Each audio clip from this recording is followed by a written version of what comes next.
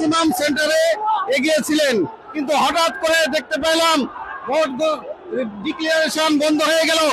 এরপরে আমরা কিছুক্ষণ পরেই দেখতে পেলাম সেই বাংলাদেশের কালো টাকার ধনকুবের মুসাবিন শমশেরের ছেলে সেই ববি হাজ্জাজ, সে টাকার বিনিময়ে সেই তারেক জিয়ার সেই বাহিনী দিয়ে তারা ভোট ইঞ্জিনিয়ারিং এর মাধ্যমে আমাদের প্রিয় হুজুর আল্লামা মামুনুল হককে ইঞ্জিনিয়ারিং এর মাধ্যমে ঠকানো হয়েছে এবং ডিক্লেয়ার দেওয়া হয়েছে যে এখানে ববি হাজ্জাজ জিতেছে।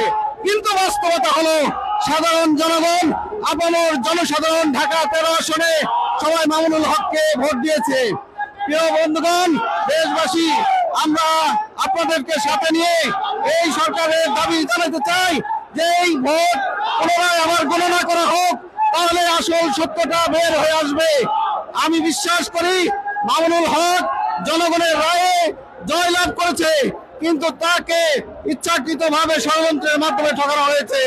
তাই আমি আবারও দাবি করছি, জোর দাবি জানাচ্ছি, এই ভোট পুনর্গণনার মাধ্যমে আমাদের প্রিয় নেতা, আমাদের সবার প্রিয় হুজুর আল্লামা মামুনুল হককে বিজয়ী ঘোষণা করা হোক। ধন্যবাদ। আমাদের দাবি না মানা হলে আমরা তো এই নিয়মতান্ত্রিক আন্দোলন করেই যাব।